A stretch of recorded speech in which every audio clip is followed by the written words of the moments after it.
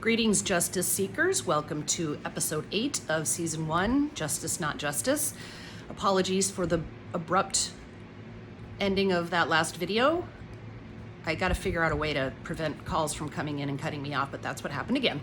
Anywho, so picking back up, we are now in the middle of March of 2018, and he's going to rent this Airbnb so he can have his kids stay with him. And she's not really complying with the provisions of the agreement. She's making no effort whatsoever to indicate that she is going to be moving out. There's no talking about rents or locations or anything. And again, as of April 1st of this year, or 2018, he's supposed to be able to take over, again, residence of his home. So, you kind of start to see that she has no intentions of really complying with anything unless she's ordered to do it, although we will find that even though she's ordered to do stuff, she still doesn't do it, and there has never been any consequence to her at all. So it turns out, this provision that there shall be no significant others around the children, which was obviously directed toward me because at the time she didn't have a significant other. So Jeremiah goes to pick up his kids, and there's another man who actually was a former teacher at the school the kids used to go to, a coach and some such thing, named Greg Love, who was over at his house using his grill, barbecuing with his tools and so forth. And he said, this is the, not quite so gently, but the straw that breaks the camel's back, basically. So he said, you know what? She is not going to abide by any of these agreements.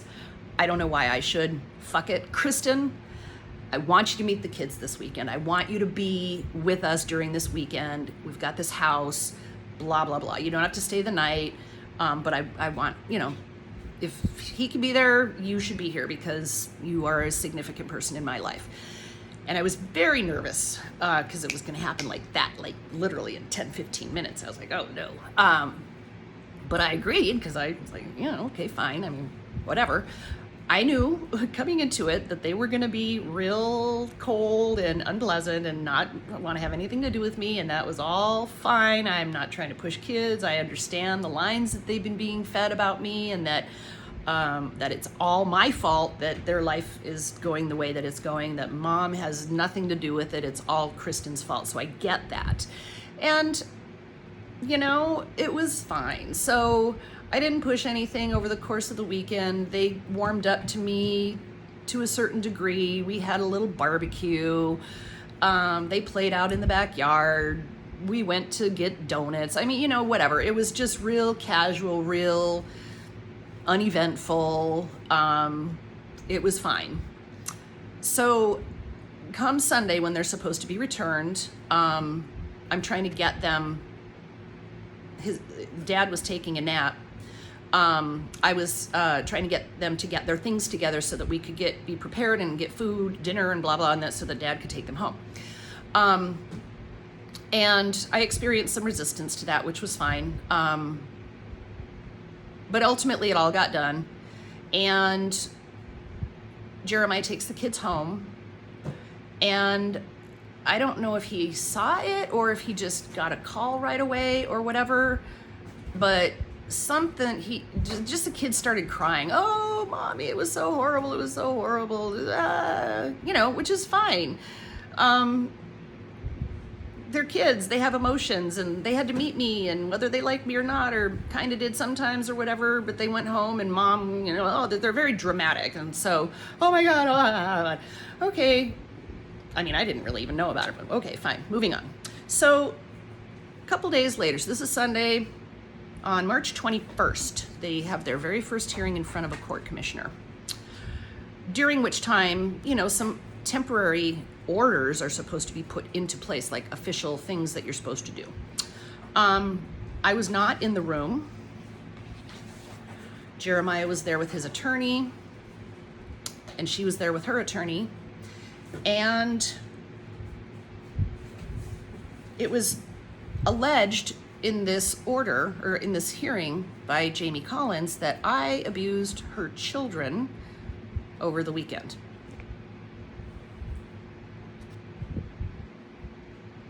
Okay, first of all, I'm disabled.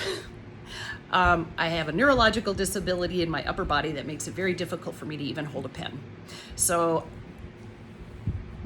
there's that. Secondly, I'm a mother, and I have never, ever physically done anything to my child or psychologically or anything like that. My kid and I have a excellent relationship. He's 20. I'm also a formerly trained teacher and have taught children and worked with children a lot in my life. I have even started a daycare. I mean, this accusation that I am a child abuser was terrifying to me because it had a lot of implications. And ultimately what ended up happening was that I was investigated. I actually had to go and talk to the detectives and the city or the whatever the person is that decides whether or not they're going to prosecute.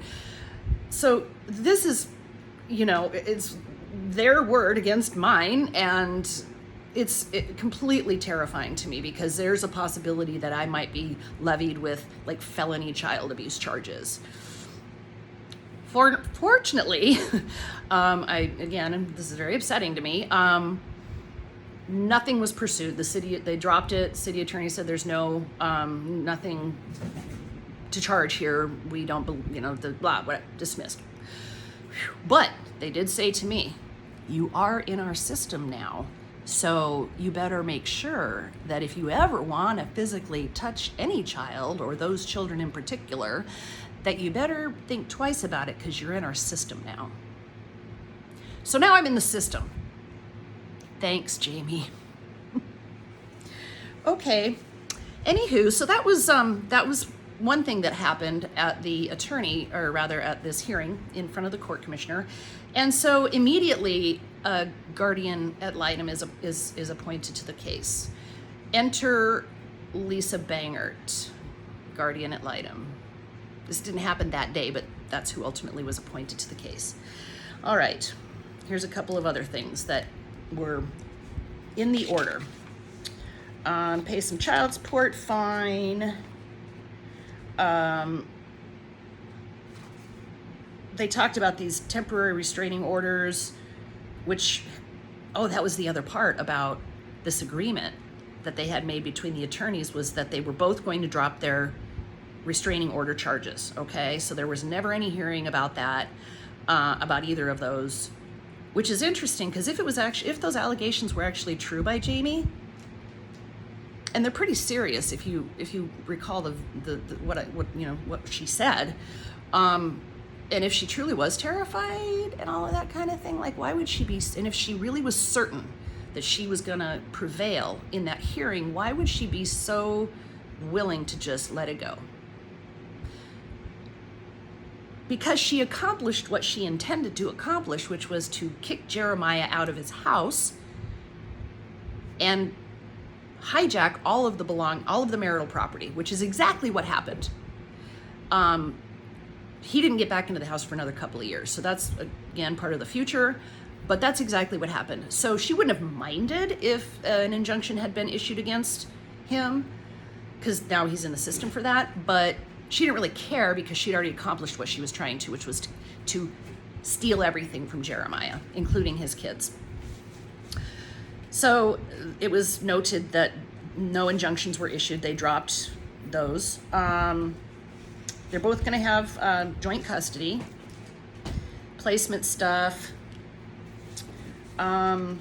Just keep what y'all have each to each as far as personal property. Now remember, Jeremiah has nothing because he was literally escorted out by the police with just the clothes on his back. So he has nothing. She has everything. So the commissioner saying, you keep what y'all have respectively and don't mess with it, means she gets everything.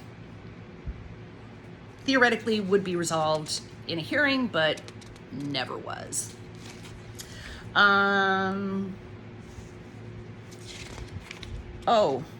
Now, again, so remember, April 1st is when Jeremiah is supposed to be getting back into the house. And, of course, Jamie had no intention of that being true.